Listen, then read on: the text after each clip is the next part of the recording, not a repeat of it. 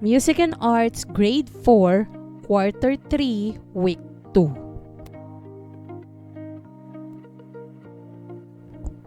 Lesson Competency. Discuss the use of the properties of sound, theatrical, dance, and visual elements as expressed in relevant creative works. Learning objectives.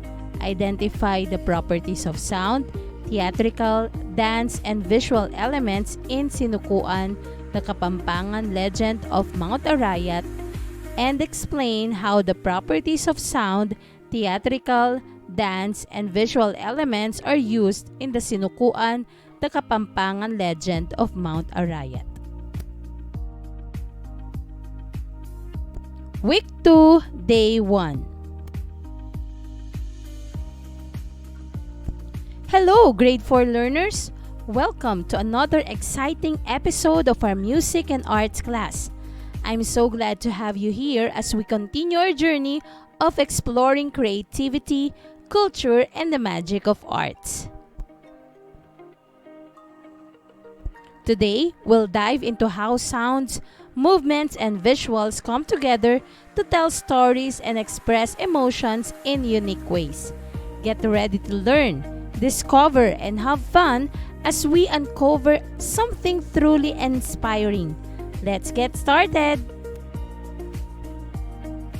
Subtopic: the properties of sound, theatrical, dance, and visual elements. Principles of composition and organization. Harmony is when different elements complement one another in a creative work. Similarities in color, shape, or texture could result in a well-balanced appearance. Unity refers to the smooth integration of many elements in creative work, creating a sense of total oneness. Variation is the combination of different elements in a creative work that generates fascination and excitement. It enhances its appeal and prevents it from becoming monotonous. For our first activity, we will revisit the video titled Sinukuan, the Kapampangan Legend of Mount Arayat. Watch closely and immerse yourself in the story.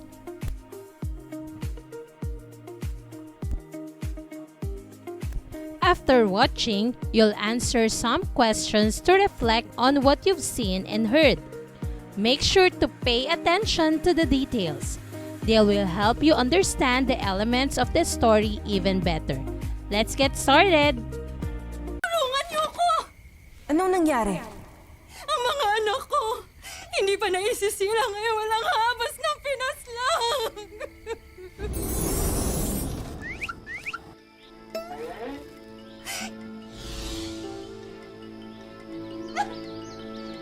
Hindi!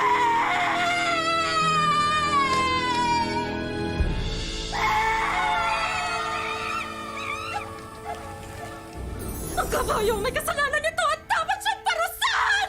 Ikaw ba ay nakasisiguro? Mali ang magparatang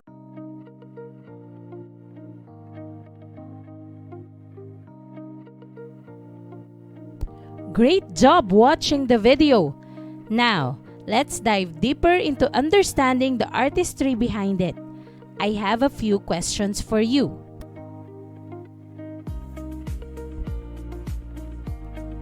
Questions. From the video you've just watched, how are the relevant elements of artistic expression for visual arts and theater used in the story?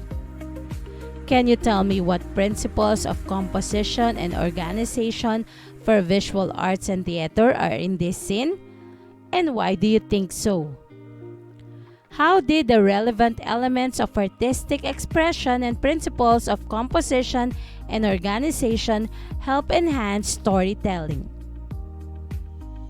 Question. From the video you've just watched, how are the relevant elements of artistic expression for visual arts and theater used in the story? The lines in the design of the characters and scenery help create the shapes of mountains, trees, and characters clearly. The use of colors like bright colors for happy moments and darker colors for serious scenes help show the mood. The rhythm in the movements of the characters and the music help set the pace of the story.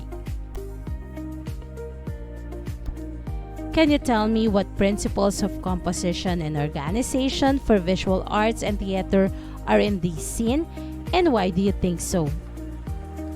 I saw harmony because the colors, textures, and designs of the scenes match each other and fit the story.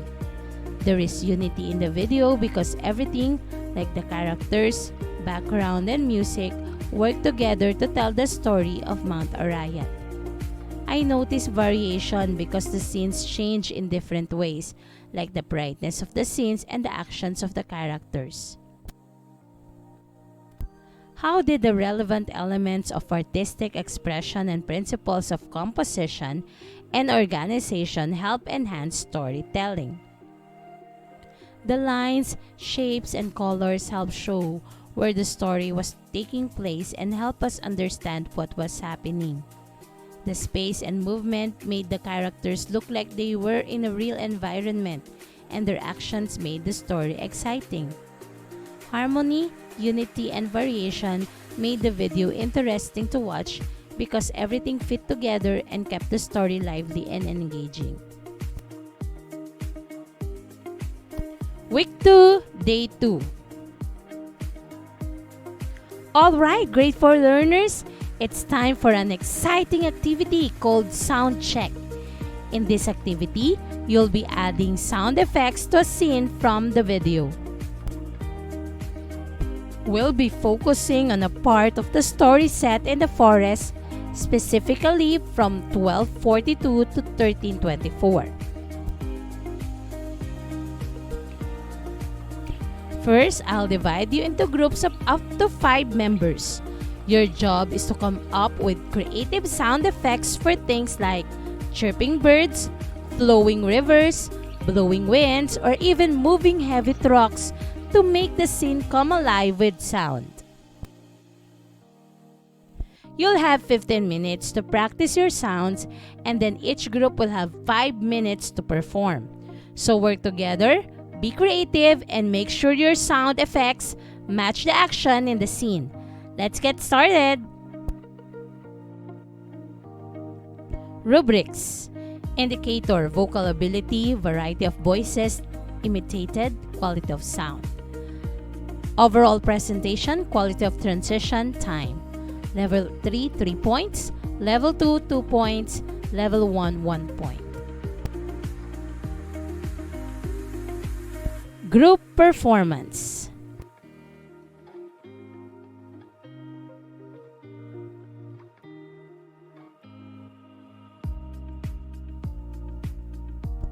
Now it's time to unleash your creativity with our next activity called Dress Like Diwata. Staying in the same groups, you'll assign one female member to transform into a magnificent diwata using the materials available in the classroom. Once your diwata is ready, she will introduce herself by completing this sentence. A magical day to everyone. I am, state the name, the diwata of blank, and my superpower is blank.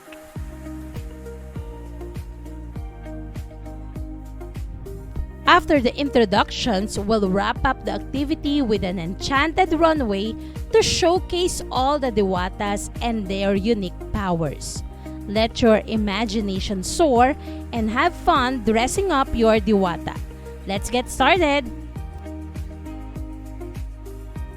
Rubrics: indicator, visual impact, creativity, resourcefulness.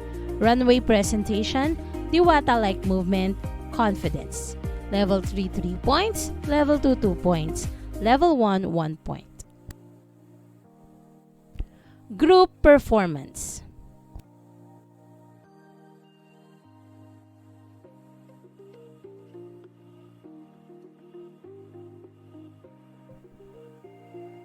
That wraps up our fun and creative lesson for today, grade 4 learners. I hope you enjoyed all the activities and learned something new about artistic expression and creativity. Don't forget to keep exploring and applying what you've learned in your own unique ways. If you had fun and want to see more lessons like this, don't forget to like this video and subscribe to my YouTube channel, Teacher Joan, for more exciting content. See you in our next class. Stay creative and keep shining. Bye for now!